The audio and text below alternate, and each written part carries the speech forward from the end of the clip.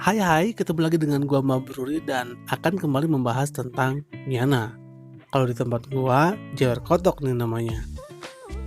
Selain dari warnanya, gua suka banget sama coraknya. Bentuk daunnya yang unik, mudah juga perawatan. Tinggal tancap, kemungkinan tumbuhnya itu sangat besar. Tapi untuk tanam Miana juga ini nggak asal-asalan tanam, karena semua itu ada caranya. Apalagi kalau misalkan kita beli online, kita udah berharap lebih ya, berharap Miana tumbuh sesuai keinginan, tapi karena belum tahu caranya, ya akhirnya mati. Kan sayang gitu kan.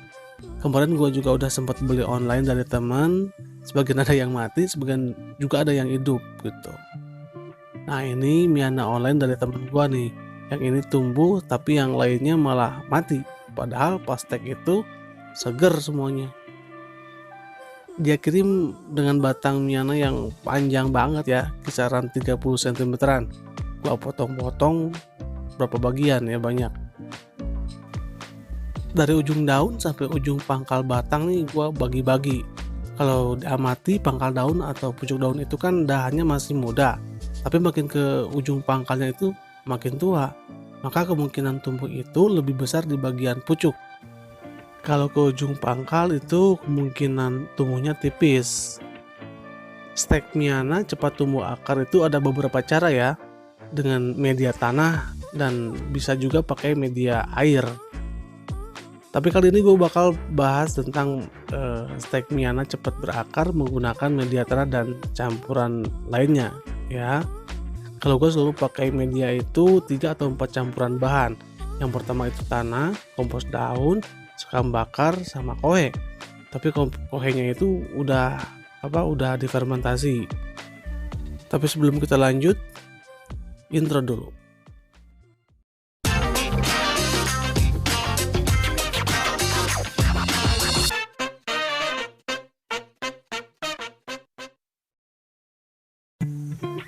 Miana ini cocok untuk bibit perbanyakan karena sangat muda ya. Justru lebih baik kalau misalkan muda ketimbang yang lebih tua. Untuk pemilihan buat perbanyakan, gua sih jarak antara pucuk sampai batang sekitar 10 sampai 15 cm. Nah, ini terlalu panjang ya teman-teman karena gua kemarin gak sempat pruning, jadi mananya ini sangat tinggi menjulang gitu. Miana harus sering dicubit pucuk ya agar tumbuh rimbun. Makin sering dicubit maka ini akan semakin rimbun. Cubit yang sekiranya daun udah menua ya, atau yang bolong-bolong biar merangsang pertumbuhan dahan yang baru. Gunakan media gembur ya, jangan padat karena kalau misalkan terlalu padat biasanya tumbuh akarnya itu sangat lambat. Gunakan juga media tanah, arang sekam, sama cangkang kulit telur. Terus tambah kompos daun matang fermentasi ya, biar media ini berporositas tinggi. Tambahan kulit cangkang telur ini sangat membantu untuk kebutuhan Miana ya. Soalnya kulit cangkang telur ini untuk daya tahan tubuh ya, karena mengandung kalsium. Untuk membuat media tanam ini videonya udah gua up ya, silahkan kalian cek di video gue yang sebelumnya. Nah sekarang kita perbanyak Miana yang belum banyak ya. Nah ini gua mau perbanyak yang ini aja nih karena gua belum ada yang rimbun. Ada sih tapi ini cuman sedikit. Nah usahakan setelah tancap itu langsung dicubit pucuk ya, biar maksimal pertumbuhannya dan dahan baru pun pasti bakal bermunculan ya. Dan ini dahannya kecil nih, kayaknya nih kekurangan sinar matahari nih.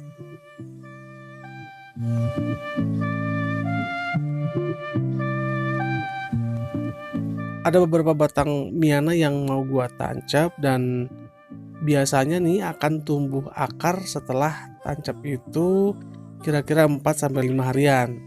Nah ini juga udah ada media, tinggal tancap dan pastikan media tanamnya dalam keadaan basah ya, biar gampang coloknya ya.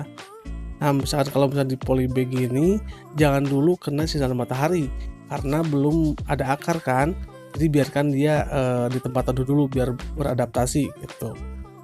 Nah, dalam polybag juga boleh 2 sampai 3, 4 batang, biar dulu berdesakan, nanti kalau misalkan sudah tumbuh akar, ini bisa dipindah ke media baru, atau pot atau polybag yang baru ya. Dan ini juga masih ada ruang ya, desakin aja, nanti kalau misalnya udah berakar gitu bisa dipindah gitu. Kalau tancap batang muda biasanya tumbuh miana sangat cepat. Kalau batang yang tua itu akan lambat tumbuhnya. Nah, ini baru pindah pot, kemarin stick di polybag dan sekarang udah mulai tumbuh. Stek biar cepat berakar pun ini bisa menggunakan media air ya. Biasanya akan tumbuh akar dengan cepat. Air hujan, air sumur bisa digunakannya. Kalau pakai air hujan ini jelas akan tumbuh cepat karena air hujan kan mengandung unsur nitrogen. Jadi ini bakal mempercepat proses pertumbuhannya. Ukur aja pakai jari gini nih. Ya tuh. Kira-kira sekitar 15-20 cm ya. Jangan terlalu panjang dan jangan juga terlalu pendek. Kalau terlalu panjang ini biasanya pertumbuhannya akan lambat juga. Tapi kalau pendek pertumbuhannya akan agak cepat. Kalau baru tancap, tempatkan di bawah naungan ya, tanpa terkena sinar matahari langsung.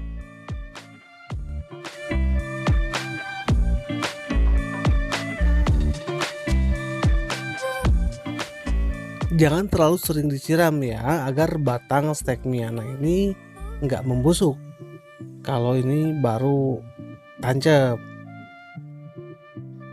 Tapi kalau misalkan udah berakar, bisa dipindah ke tempat yang langsung kena sinar matahari, biar fotosintesisnya itu secara maksimal dan tumbuh akarnya itu akan lebih cepat. Nah, untuk pemupukan awal bisa dikocor pakai rendaman kulit bawang merah untuk merangsang tumbuhnya akar. Tapi kalau misalkan gua mix ya kulit bawang merah sama kulit bawang putih. Karena masing-masing dari keduanya itu berbeda fungsi. Bawang merah sebagai perangsang akar, sedangkan bawang putih ini untuk pestisida alami. Dan untuk penyiramannya pun lakukan sehari sekali aja.